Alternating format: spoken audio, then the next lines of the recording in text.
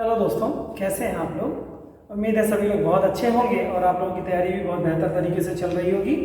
मित्रों, जैसा कि आपको पता है कि हम लोग क्लासेस जो कर रहे हैं आकृति विभाजन का टॉपिक देख रहे हैं, जिसमें हम लोगों ने लास्ट जो लगभग 12 टाइप के क्वेश्चन जो देखे हम लोगों ने, उनमें हम लोगों ने देखा है त्रिभुजों की गणना करना सीखा और किसी चतुर्भुज की जो संरचना है उसमें वर्गों की संख्या को ज्ञात करना अभी तक हम लोगों ने सीखा है।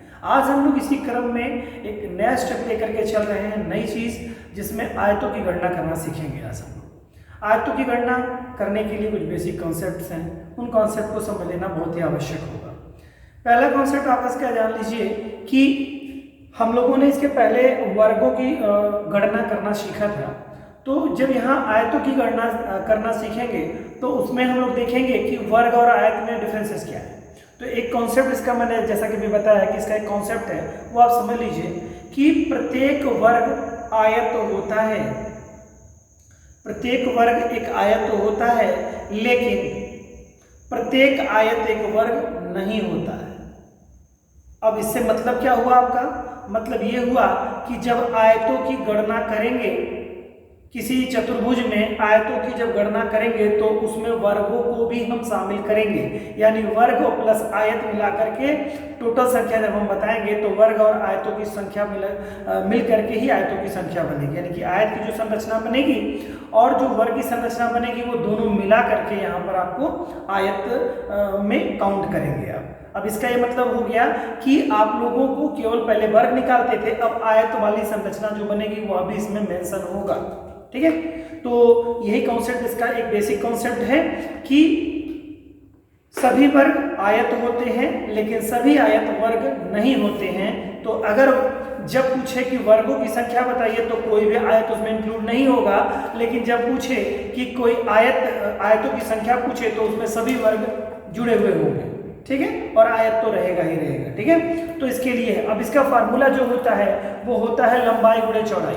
आयत का जो क्षेत्रफल होगा, आयत का क्षेत्रफल निकालना हो, आयत का क्षेत्रफल यहाँ पर जो हम लोग मेंशन करेंगे वो यही करेंगे, लंबाई गुणे चौड़ाई। ठीक है, यही आपका फॉर्मूला यहाँ पे वर्क करेगा।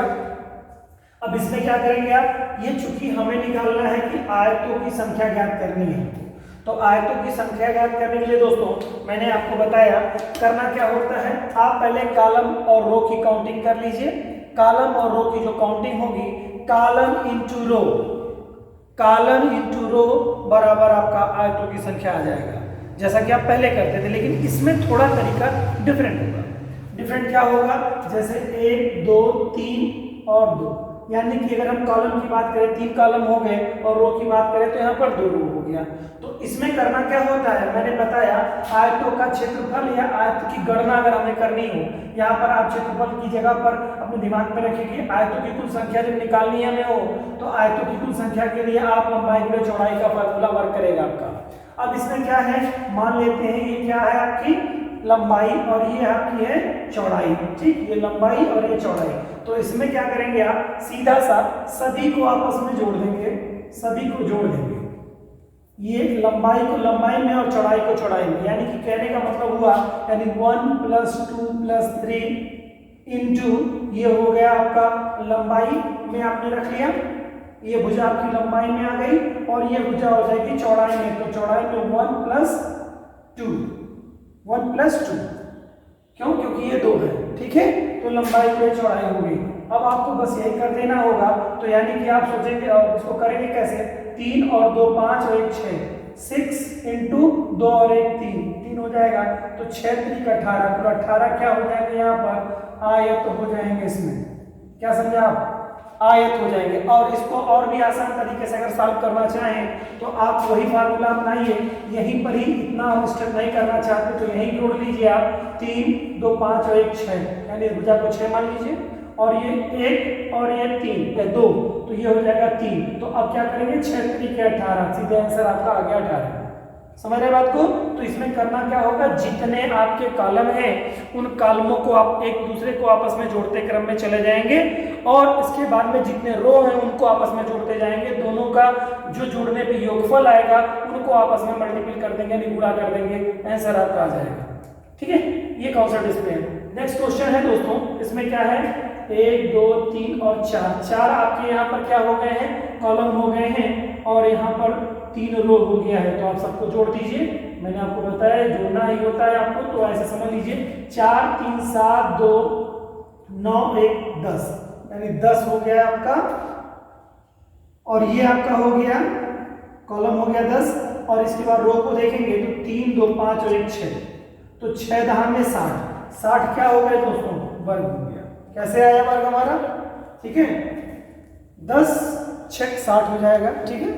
तो ये निकल के हमारा, अच्छा सॉरी ये दोस्तों वर्ग नहीं आएगा, ये आयत आएगा, ये आयत होगा। आयतों की संख्या हमारी कितनी हो जाएगी 60। कैसे आया हमारा 10 × 6 बराबर 60, 60 क्या है, आयत है। कैसे आए, इनको आपस में जोड़ लिया और इनको आपस में जोड़ लिया, यानी कॉलम को आपस में जोड़ लिया, रो को आपस में जोड़ लिया, जोड़ने के बाद दोनों को गुणा कर दिया, आंसर आ गया।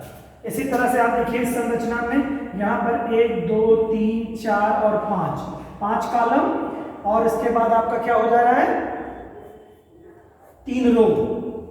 तो जोड़ दीजिए इसमें से, आप कैसे करेंगे, 3 2 5 1 6, ठीक है। फिर 5 4 9 3 9 3 12 12 2 14 1 15 15 15 6 90, कितना हो गया 90, क्या हो गया आयत हो गया, इसमें क्या हो गए 90 आयत। वेरी सिंपल, आप देखिए विद इन फ्यू सेकंड में क्वेश्चन हो जा रहे हैं। ये संरचना दे रहा है, इसमें कितना है आप ये काउंट कर लीजिए, कॉलम और इसके बाद रो, 4 3 7 2 9 1 10, 10 हो गया ये आपका रो, और आप कॉलम देख लीजिए तो 6 5 11 4 15 15 3 18 2 20 1 21, 21 हो गया। 21 × 10 कर देंगे तो कितना हो जाएगा 210, 21 × 10 बराबर 210, 210 क्या हो गए दोस्तों, आयत हो गए। उम्मीद है दोस्तों ये बहुत ही सिंपल सा क्वेश्चन आपको बहुत ही आसानी से समझ में आ गया होगा।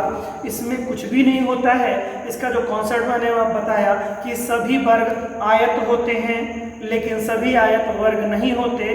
तो जब हम वर्गों की गणना करेंगे तो आयतों को उसमें मेंशन नहीं करते, लेकिन जब आयत की गणना करेंगे तो सभी वर्गों को उसमें इंक्लूड करते हैं। और इसका फार्मूला लंबाई गुणे चौड़ाई का होता है, यानी कॉलम इंटू रो होता है। सीधा आप समझिए column into rho, column into rho हो जाएगा। लेकिन कैसे होगा कॉलम इंटू रो, कि प्रत्येक कॉलम को आपस में जोड़ेंगे, जितने भी कॉलम हैं और जितने भी रो हैं उनको आपस में जोड़ करके फिर आपका इसमें मल्टीपल करेंगे गुणा, तो आपको आसानी से आयतों की संख्या निकल करके आ जाएगी। दोस्तों उम्मीद है कि ये सेगमेंट भी आपको बहुत अच्छा लगा होगा, बहुत ही आसानी से आप समझ गए होंगे इस चीज़ को। ऐसे ही दोस्तों मेहनत करते रहिए, बहुत सारे अच्छे अच्छे वीडियोस और जो आपके उपयोगी सिद्ध होंगे आपकी लाइफ में, ऐसे हम लोग देने का प्रयास कर रहे हैं। ऐसे ही अपना साथ और अपना प्यार हमारे चैनल के साथ बनाए रखिए दोस्तों। मिलते हैं नेक्स्ट टाइप के वीडियो के साथ, तब तक के लिए दोस्तों जय हिंद।